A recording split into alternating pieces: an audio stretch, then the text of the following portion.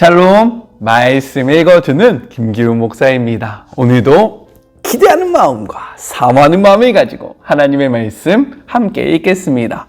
레위기 16장 11절부터 22절까지의 말씀입니다. 아론은 자신을 위한 제물로 숫송아지를 바쳐서 자기 자신과 자기 가족을 위해 속죄해야 한다. 그는 속죄 제물로 숫송아지를 잡아야 한다. 하나님 앞 제단에 타오르는 숯불을 향로에 가득 담고 곱게 간 향기로운 향을 두 손 가득히 떠서 휘장 안으로 가지고 들어가 하나님 앞에서 그 향을 태워 향의 연기가 증거계 위에 속죄판을 덮게 해야 한다. 그래야 그가 죽지 않을 것이다. 그런 다음 숫송아지 피 얼마를 가져다가 손가락에 찍어 속죄판 위에 뿌리고 속죄판 앞에 7번 뿌려야 한다. 이어서 아론은 백성을 위한 속죄 제물로 지목된 염소를 잡고 그 피를 가지고 휘장 안으로 들어가서 숫송아지의 피를 뿌릴 때와 마찬가지로 염소의 피를 제단 위와 앞에 뿌려야 한다. 이와 같이 아론은 지성소를 위해 속죄해야 한다. 이는 이스라엘 자손의 부정과 그들의 반역과 그들의 다른 모든 죄 때문이다. 아론은 부정한 백성 가운데 있는 회막을 위해서도 그와 같이 해야 한다. 아론이 속죄하기 위해 지성소로 들어가서 자신과 자기 가족과 이스라엘 온 공동체를 위해 속죄하기를 마치고 성소에서 나오기까지 아무도 회막 안에 있어서는 안 된다. 그 후에 아론은 하나님 앞 제단으로 가서 제단을 위해 속죄해야 한다. 그는 숫송아지의 피와 염소의 피를 얼마를 가져다가 제단의 네 뿔에 바르고 그 피를 손가락에 찍어 제단 위에 7번 뿌려서 이스라엘 자손의 부정으로부터 제단을 정결하게 하고 거룩하게 구별해야 한다. 지성소와 회막과 제단을 위해 속죄하기를 마친 뒤에 아론은 살아있는 염소를 가져와서 그 머리에 두 손을 얹고 이스라엘의 모든 부정과 모든 반역과 모든 죄를 고백해야 한다. 그리고 그 모든 죄를 그 염소의 머리에 씌워서 대기하고 있던 사람에게 맡겨 광야로 내보내야 한다. 그 염소가 이스라엘 백성의 온갖 부정을 짊어지고 광야로 나가면 그는 그 염소를 광야에 불어 주어야 한다. 이것은 하나님의 말씀입니다. 우리가 어제 함께 묵상했던 1절부터 10절까지의 말씀이 대속죄일을 준비하는 절차를 소개한 것이라면 오늘부터 함께 나눌 말씀은요, 어제 소개했던 모든 예식의 진행에 관한 것으로 내용상으로는요, 세 부분으로 나눠서 생각해 볼 수 있습니다. 먼저 첫 번째, 11절부터 14절, 대제사장의 정결을 위한 속죄제에 대해서 이야기를 하고 있어요. 이는요, 4장 3절부터 12절의 절차를 따르고 있습니다. 따라서 절차적인 면이 궁금하시다면 4장 3절부터 12절의 말씀을 다시 한번 읽으시면 도움이 될 거라 생각되어집니다.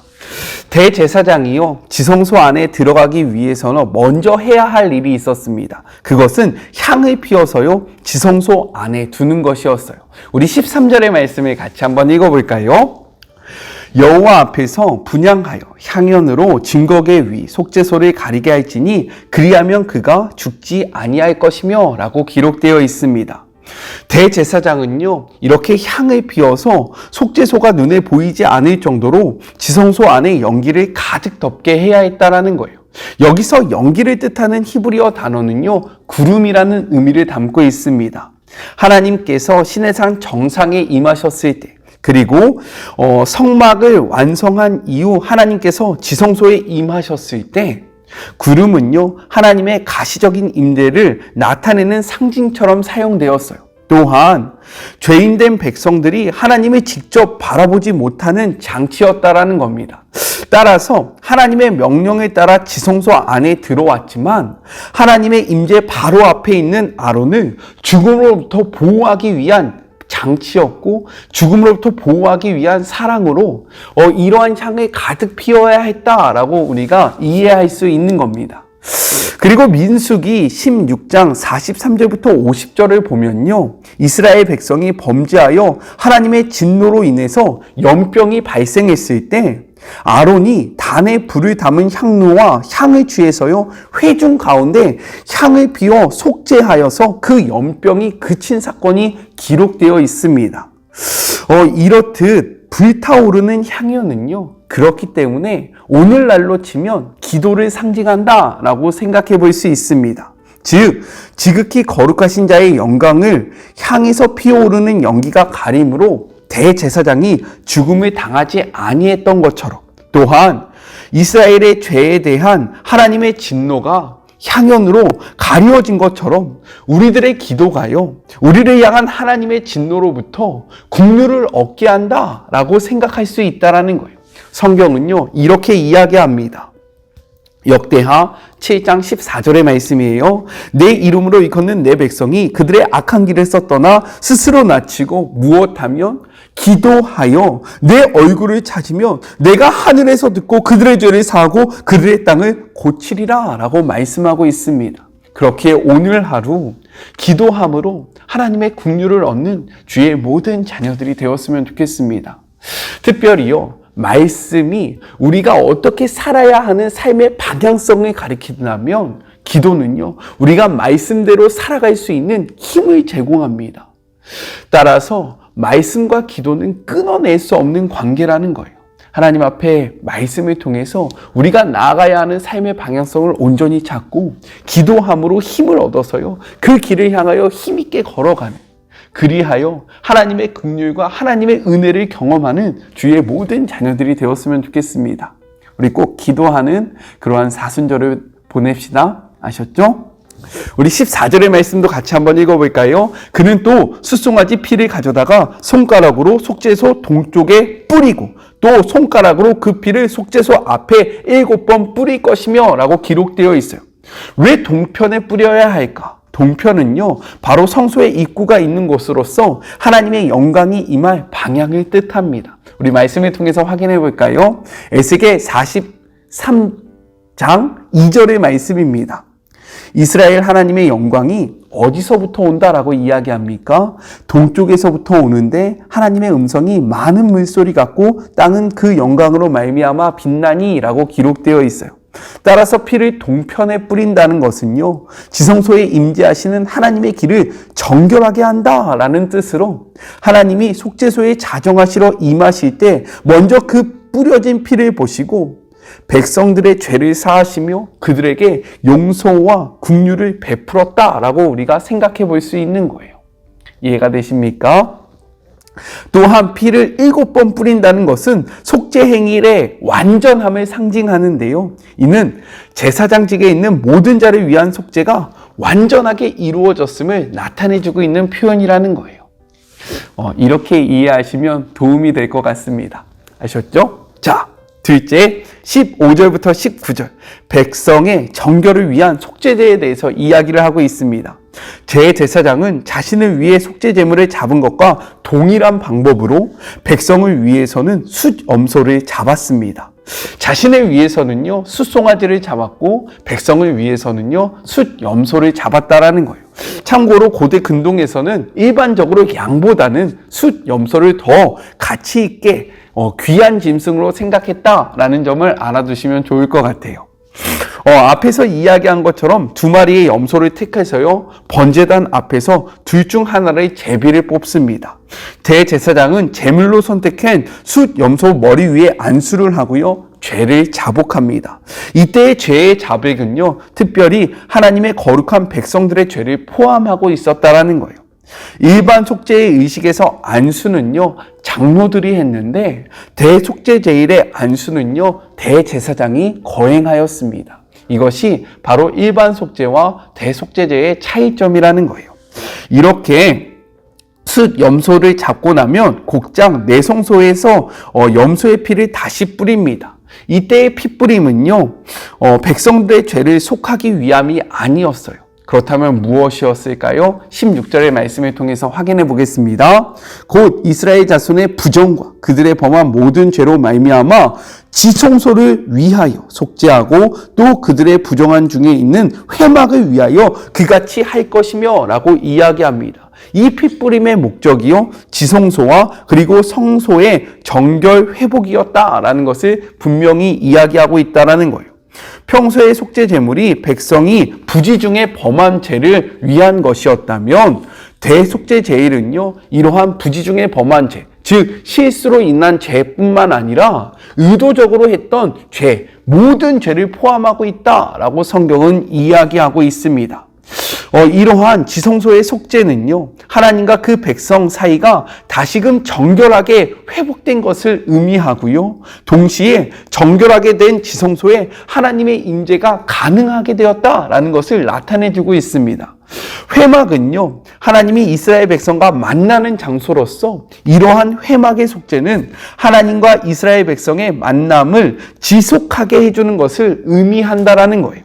우리 17절의 말씀 같이 한번 읽어보겠습니다. 그가 지성소에 속죄하러 들어가서 자기와 그의 집안과 이스라엘 온 회중을 위하여 속죄하고 나오기까지는 누구든지 회막에 있지 못할 것이며 라고 기록되어 있어요. 이는요, 그 어느 누구도 대제사장의 직분을 대신할 수 없다라는 것과 그를 돕기 위해서 성막 안으로 함께 들어갈 수 없다는 사실을 강조하고 있습니다. 따라서 대제사장 한 사람은 모든 백성의 죄를 대신해서요, 홀로 회막에서 속죄 예식을 감당해야 했다라는 거예요. 이것은 무엇을 우리에게 보여주고 있느냐? 예수 그리스도께서 하나님과 사람 사이의 유일한 중보자이심을 예표하고 있다는 겁니다. 우리 말씀을 통해서 한번 확인해 봤으면 좋겠어요. 디모데전서 2장 5절은 이렇게 이야기합니다. 하나님은 한 분이시요 또 하나님과 사람 사이의 중보자도 한 분이시니 곧 사람이신 그리스도 예수다라고 이야기해요. 이렇게 이러한 모든 일을 감당할 수 있는 것은요, 다른 누구도 아니라 오직 한 분 대신 예수 그리스도라고 이야기하고 있습니다. 그런데 지금 세상은 무엇이라고 이야기합니까? 예수님 말고 대체할 것이 많다라고 이야기해요.